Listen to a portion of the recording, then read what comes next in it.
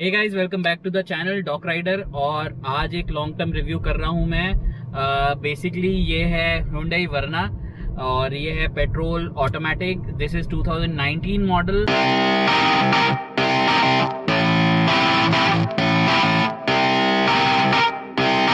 Hey guys, welcome back to the channel.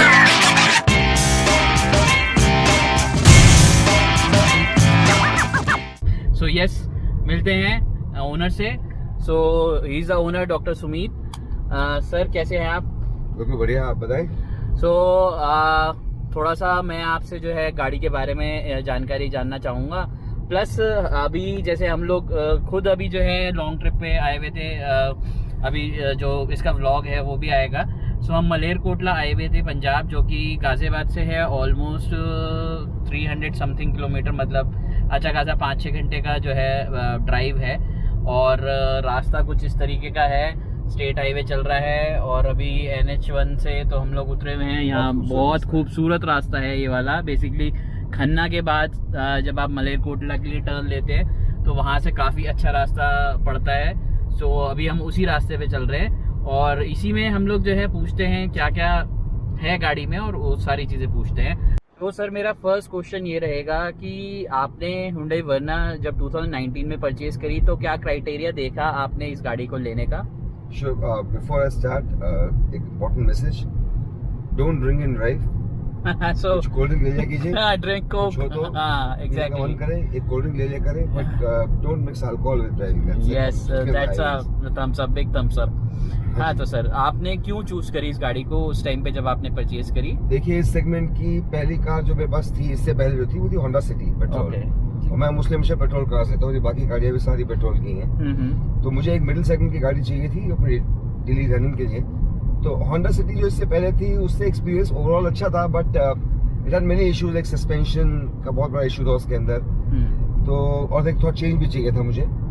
तो जब नई होंडा सिटी आई तो मैं वो बुक करवाने गया पहले मैं, बट देन समहाउ उसमें मुझे ऑटोमेटिक में थोड़ा लैग लगा और पता नहीं क्यों something was missing. I mean still वो सस्पेंशन का जो मैं ढूंढ रहा था वो नहीं था। मतलब पैसे आपने कभी गाड़ी ओवरलोड कर दी है या कुछ है, या पीछे ज्यादा लोग बैठे हैं और कभी बम्प आ गया, तो होंडा सिटी कहीं ना कहीं टच करती थी। तो आई थॉट कि चलो ठीक है, let's give Verna a try, because अभी तक उससे पहले परसेप्शन ये होता था कि पेट्रोल में Honda City was better and diesel में Verna was better. But in 2019 model जो नया मॉडल लॉन्च किया था वर्ना का, this was very refined model. बहुत अच्छी स्लीक मॉडल था ये, कॉम्पैक्ट था, स्पेसेस बहुत अच्छी थी। लाइक इसके अंदर सब कुछ ओवरऑल एटलीस्ट फॉर 2 पीपल अच्छी जगह है। एंड फीचर्स अच्छे थे इसके, काफी वेंटिलेटेड सीट्स लगे। यस, फीचर्स पे हम लोग आएंगे अभी।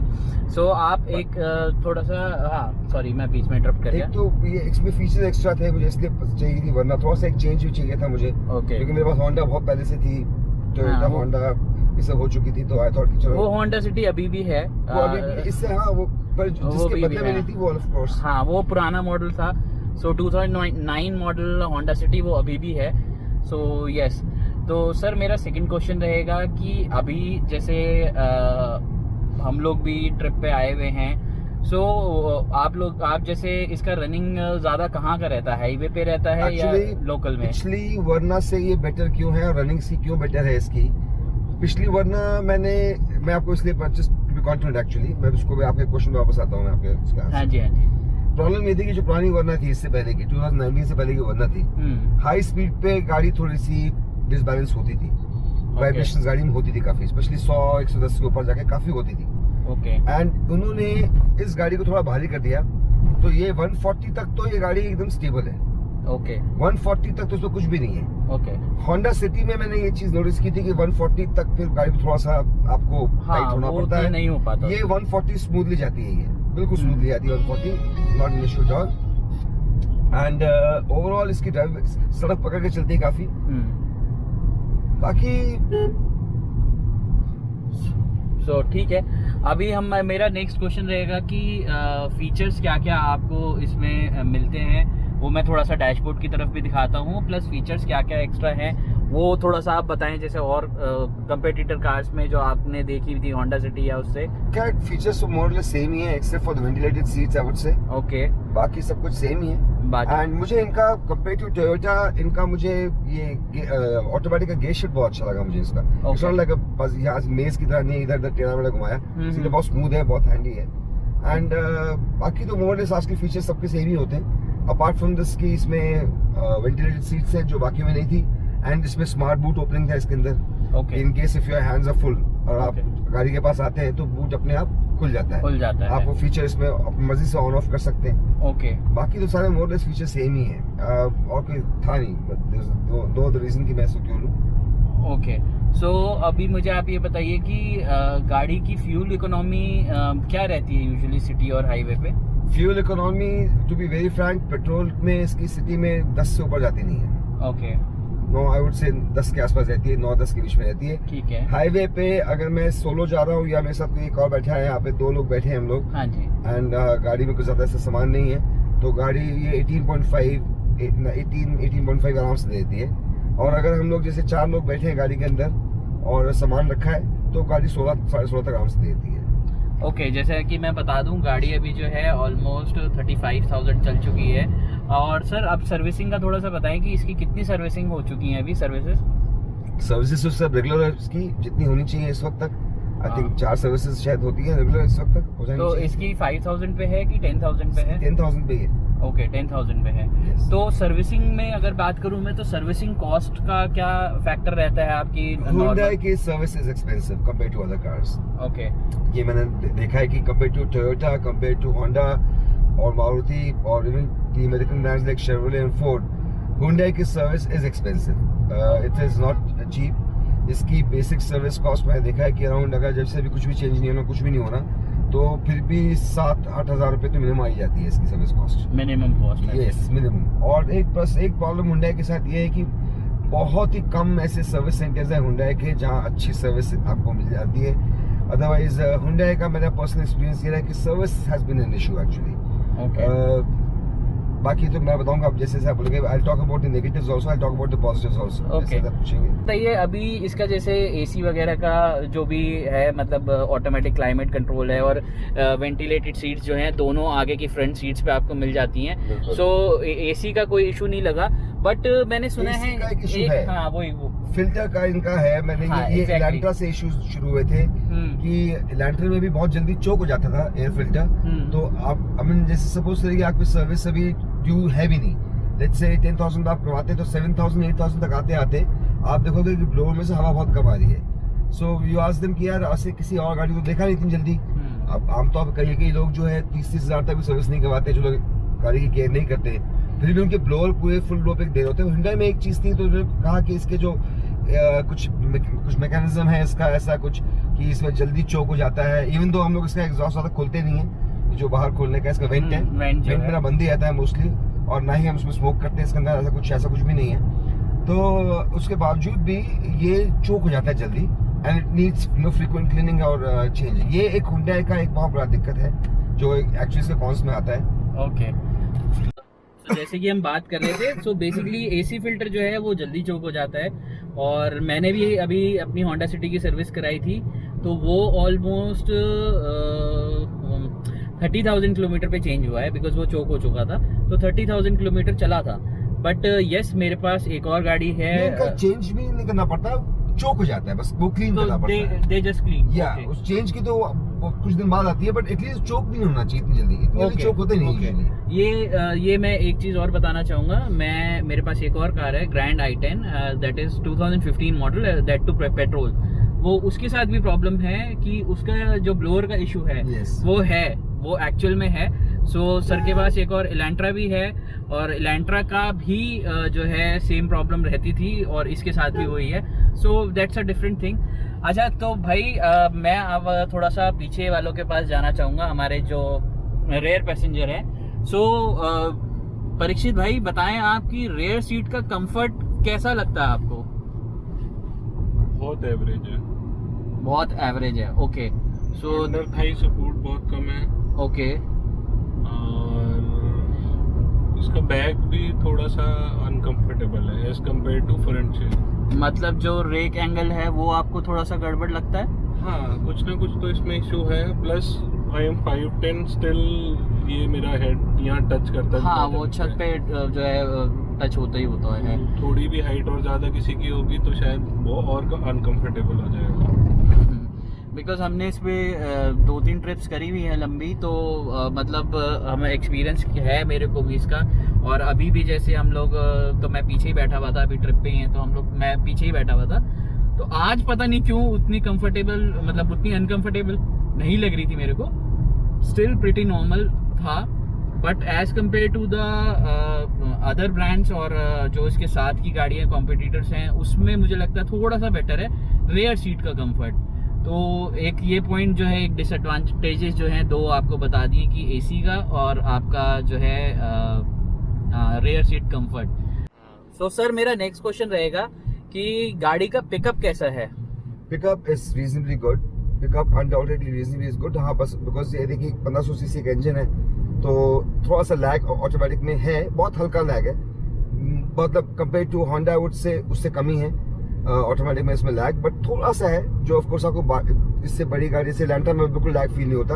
और आपको लगता है कि जैसे ड्यूअल क्लच आपका होता है, जबकि उसमें ड्यूअल क्लच नहीं है ऑफ कोर्स, बट फील हुई आती है उसके अंदर, क्योंकि लैग बिल्कुल नहीं है उसके अंदर। इसमें if I compare to Elantra थोड़ा लैग है, if I compare to other cars of the same segment तो इसमें लैग उनसे तो बहुत कम है।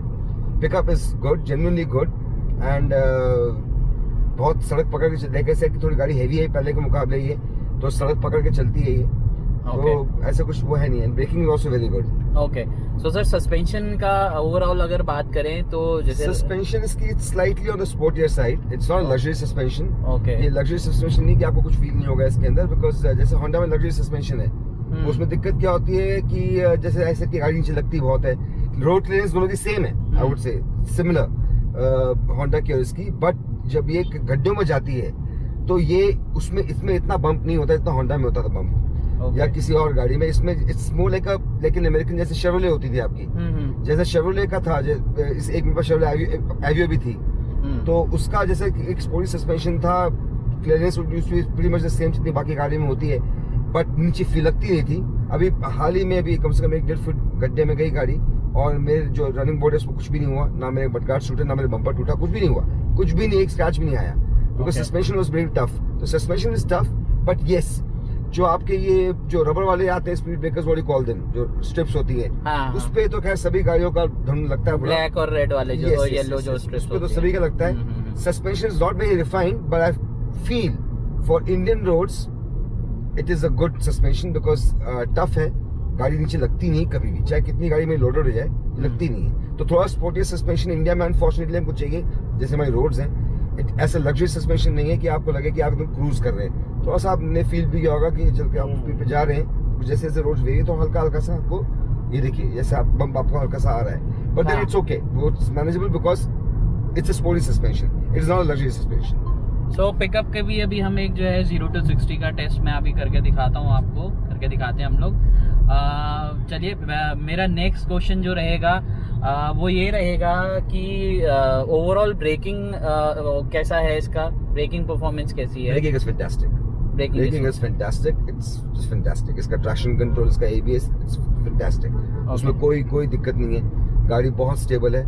लाइक आई सेड की थोड़ी हेवी भी है compare to the previous model, तो अगर आप सडन ब्रेक भी लगाएंगे तो कोई ऐसा आपको फील नहीं होगा कि आप, मतलब आपको डरने की जरूरत नहीं है, बहुत कॉन्फिडेंटली आप अपने गाड़ी पर पूरा विश्वास दिखा के आप ब्रेक लगा सकते हैं किसी भी स्पीड पे, कोई ऐसी दिक्कत नहीं है। ट्रैक्शन कंट्रोल बहुत अच्छा है गाड़ी का, ऐसे स्किड नहीं करती, एंड ब्रेकिंग में तो बिल्कुल भी कोई इश्यूज नहीं है। एंड इनफैक्ट इसके ब्रेकिंग पैड्स जो है again compare to few other cars, इसके मेरे जबकि ऑटोमेटिक है। नाउ यूजुअली ऑटोमेटिक में कार्स में आपके ब्रेक पैड्स होते हैं वो जल्दी घिसते हैं, बिकॉज आप पार्किंग मोड पे गाड़ी पार्क करते हैं, तो पार्किंग मोड ऑब्वियसली बात है कि जब आप पार्किंग मोड ज्यादा यूज करेंगे आप, तो आपका जो है ब्रेक पैड्स जल्दी घिसेंगे compare to a manual car.